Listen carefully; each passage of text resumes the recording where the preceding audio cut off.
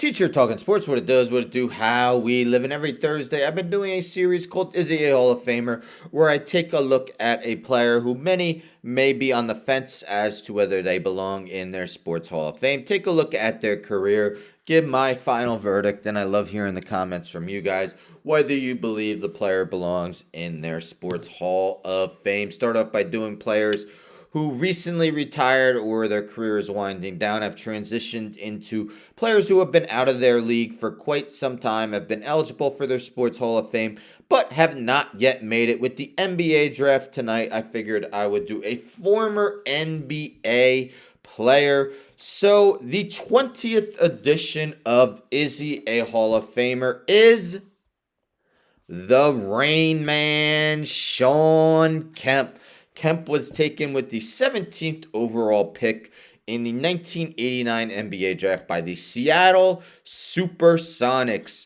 Kemp went on to play 8 seasons for the Sonics before joining the Cleveland Cavaliers for the 97-98 season. Played 3 seasons for the Cavaliers before joining the Portland Trail Blazers for 2 seasons, 2001 and 2001-02. His final season in the NBA was with the Orlando Magic in 2002-03. Crazy, he's been out of the league for 2 decades now. Let's take a look at his career numbers via his basketball reference page. Career averages won't blow you away, but as you'll see when we get into his season by season, he didn't really produce much at the end of his career, but a 14-season career saw him play in 1,051 games, averages of 14.6 points, 8.4 rebounds, 1.6 assists, close to 50% from the field, 48.8. Wasn't really a three-point shooter, and nearly made 3/4 of his free throw attempts. Let's take a look at his season by season now and move it over so we get the points. All right, so Kemp, of course, did his most damage with the Seattle Supersonics, as for 6 straight seasons from the 92-93 to 97-98 season, he was named an All-Star, first 5 with the Supersonics, the last of those with the Cleveland Cavaliers. Very productive player, as you see. 6 straight, his last 6 seasons with the Supersonics averaged double-digit rebounding totals. Was a guy who averaged at least 15 points a game every season for 10 straight seasons, 90-91 to 99-2000. Did just have 1 season with the Cavaliers where he averaged over 20 points a game, 98-99. But he had 5 straight seasons before that as well where he averaged over 18. 2 other seasons, 17.8. And you got to remember, his era wasn't as high scoring, high pace as today's era. So they were still pretty impressive scoring totals for his career. As you see, much of his time in Seattle, he was a very good shot blocker, as he had a season averaging 2.1, 2 seasons just shy of 2 blocks per game at 1.9. He did shoot over 50% from the field in 6 seasons with Seattle, including a career best 56.1 in the 95-96 season. What you may remember from Kemp, though, and I was young, but I do remember when the NBA had their lockout in 1998. When he came back, it was his second season with the Cavaliers, and he definitely put on some weight. He actually went out to average a career high in scoring, but his career kind of went off a cliff after that. 1 more productive season in 99-2000, but as you see, once he joined the Trailblazers, very little production, just 6 points, 4 rebounds, and you see the field goal percentages were extremely low. And his final season with the Magic, he actually started 55 of the 79 games, but again, 7 points, 6 rebounds basically were his averages, and 41.8% from the field. But again, his production came mostly with Seattle. If you take a look at his 92-93 to his second season with Cleveland, 92-93 to 98-99.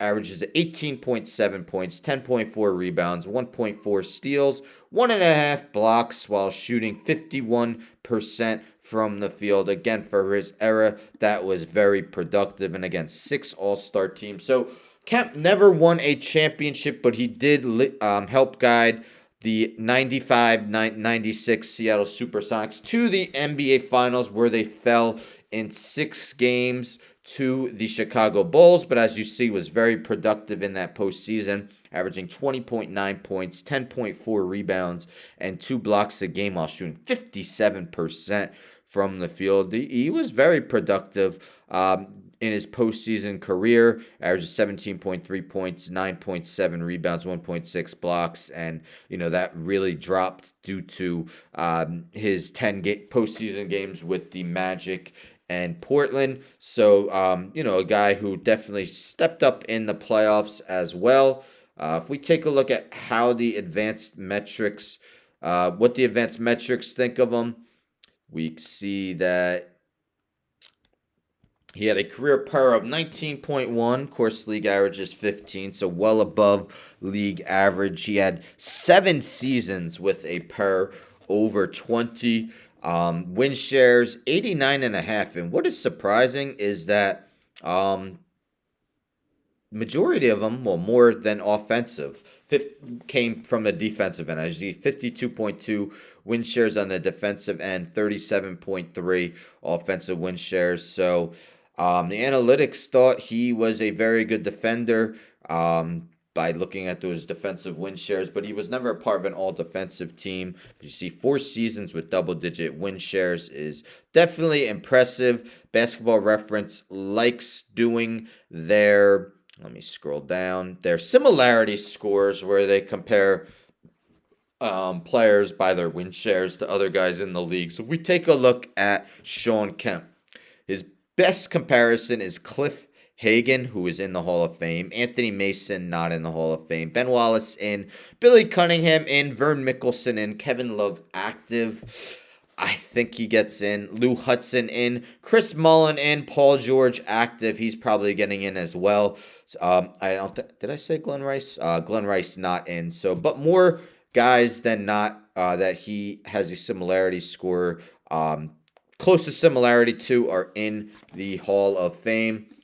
We see his MVP award shares. 4 times finished in the top 11.